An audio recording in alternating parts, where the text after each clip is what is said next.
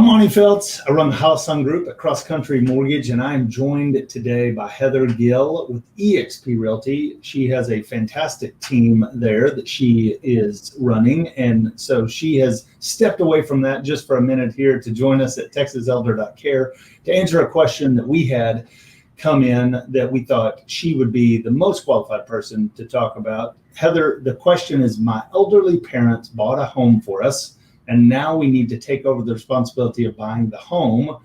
What steps do we take? Oh, this is an interesting question.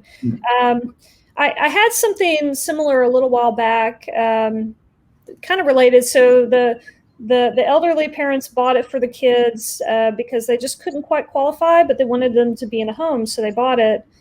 And then, fast forward 5-10 years, everybody's ready to switch it around and get the mortgage. The kids want to get the mortgage in their name.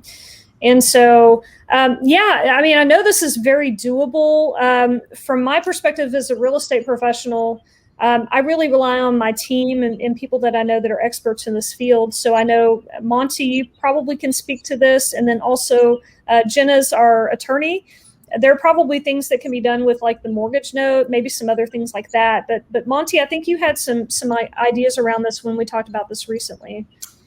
Yeah, the one that came to mind, and I will just preface this by saying every situation is different. So the best thing to do is to reach out to Heather or me and just explain your situation, and then we can see. But at a high level, to broad brush the subject, a gift of equity is probably going to come into play here, where the elderly parents can gift equity to the younger couple that's wanting to take over that home, but they're not wanting to necessarily come up with all that money and sell it like a traditional sell would be. So there are ways. We also want to get your CPA or the one that we trust and use to look at it from your perspective, your taxes, to make sure the tax advantages are there for the way we do it. So it's a great question. We can definitely help, but it is a case-by-case basis that we can help on. So the best thing to do is reach out to Heather. Her phone number and her email are on the screen there.